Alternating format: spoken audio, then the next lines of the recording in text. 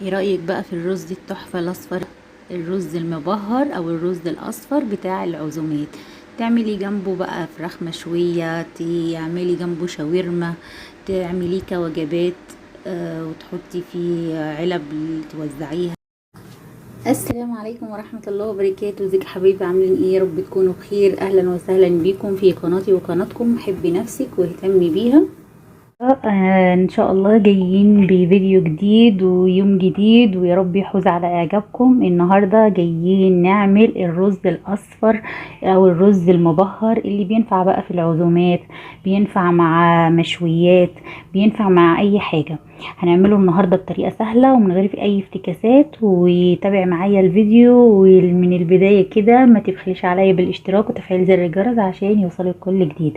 يلا بقى نبدا الفيديو.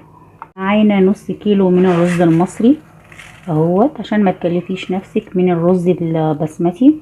ومعانا بصلة مبشورة صغير، ومعانا حبة جزر برضو صغيرين،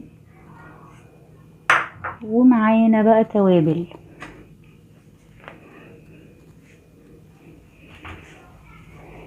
معايا بهارات فراخ، معايا كركم، معايا كاري، معايا حبة كمون صغيرين، معايا بابريكا، معايا مكعب مرق الدجاج.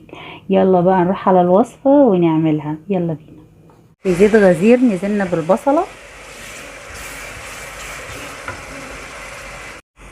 هبدأ انزل بالجزر.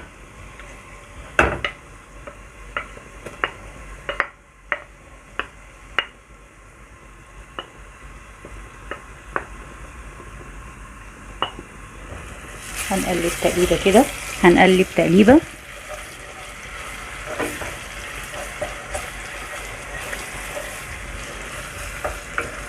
هنسيبهم شوية صغيرين ونرجع تاني.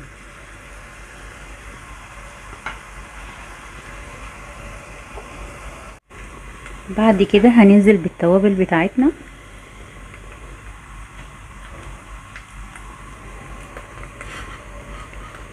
ومرقة الدجاج. الملح مش هنحط خالص دلوقتي، انا عايزة اشم ريحة البهارات وهي مع البصل مع الجزر.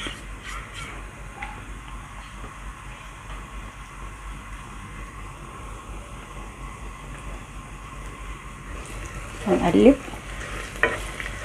عشان المكعب.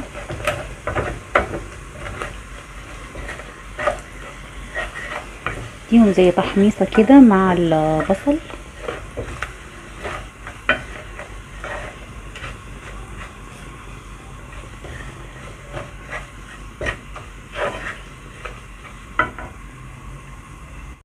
هبدأ بقى انزل بالرز المصري اللي مغسول. مش بننقع الرز ولا اي حاجة. لو انت هتعملي اللي هو الرز البسمتي يبقى تنقعيه قبلها بنص ساعة.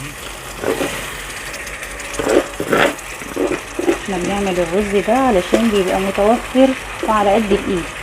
وهنبدأ نقلب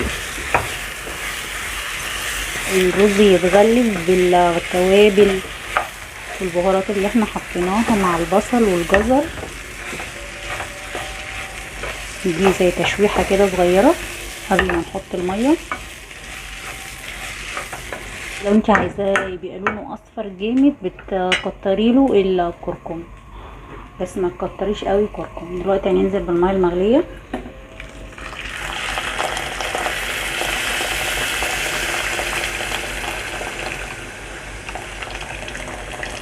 نفس مقدار الرز العادي خالص بتاعه الميه بتاعتك،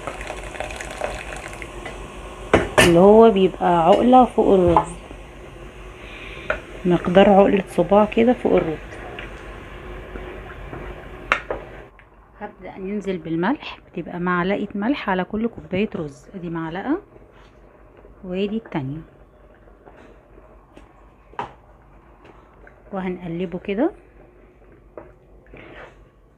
اول ما يشرب المية هنهدي عليه خالص النار دلوقتي كده عالية.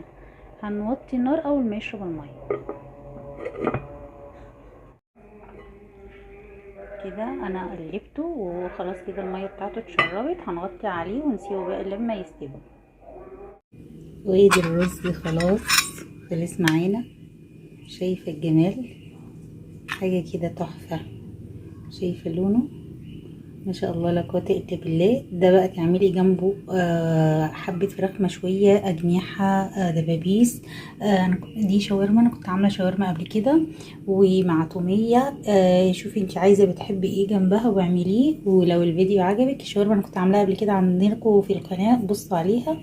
لو الفيديو عجبك ما تنسيش الاشتراك وتفعيل زر الجرس عشان يوصلك كل جديد. والسلام عليكم ورحمه الله وبركاته.